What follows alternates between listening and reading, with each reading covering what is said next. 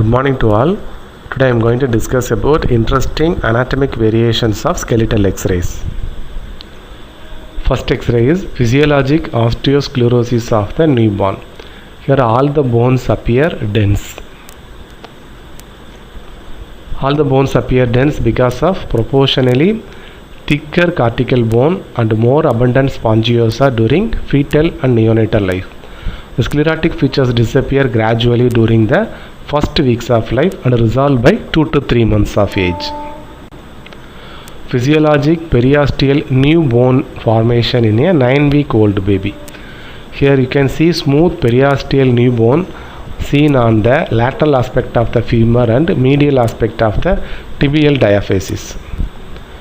It is commonly seen in infants between 1 and 4 months of age, and the physiologic periosteal new bone is usually symmetric, seen in diaphyseal region. It is smooth, regular and 2 mm or less in thickness. Whereas traumatic periosteal new bone tends to be asymmetric, metaphyseal, thicker and irregular. Normal metaphyseal collar.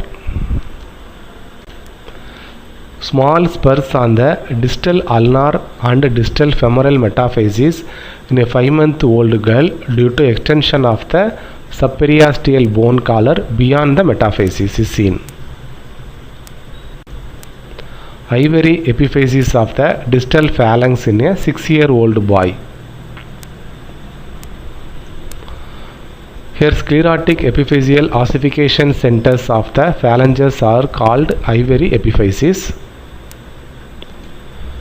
It occurs in approximately 1 in every 300 patients, usually found in the distal and middle phalanx of the 5th digit. They are more frequently found in the toes compared with the fingers. Sesamoid bone of the great toe in a 15-year-old boy. So what is sesamoid bone? Sesamoid bone is a bone embedded within a tendon or a muscle. Normal apophysis of the 5th metatarsal in a 10-year-old girl. The apophyseal growth plate is longitudinal in orientation. So what is apophysis? Apophyses are outgrowths of a bone that develop where muscle tendons originate or insert. Similar to epiphysis, the apophyses also develop ossification centers that eventually fuse with the main body of the underlying bone, but they do not contribute to the longitudinal growth.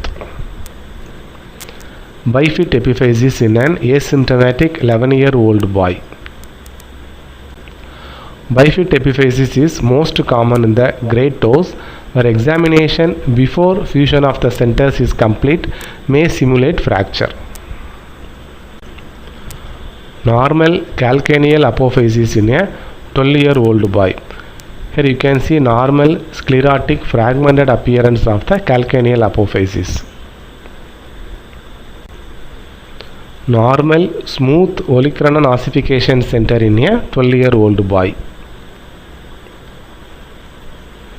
Normal acromion fragmentation and coracoid apophysis, which superficially may be mistaken for a fracture in this 12-year-old girl.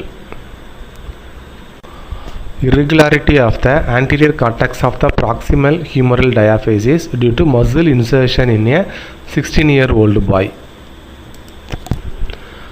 So muscular insertions cause local cortical thickening that resembles a periosteal reaction occurs frequently at sites of insertion of major muscles of the upper arm. This finding is most common at the site of deltoid insertion. Normal irregular margins of the acetabulum in a 6-year-old boy.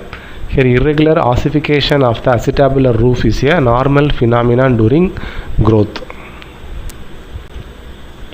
Normal trochanteric ossification irregularities are seen in this X-ray. Normal medial malleolar accessory ossification center is seen in a 10-year-old girl. Fibula. What is fibula? It is a sesamoid bone that forms in the tendon of the lateral head of the gastrocnemius muscle. Fibula is seen in the lateral head of the gastrocnemius muscle.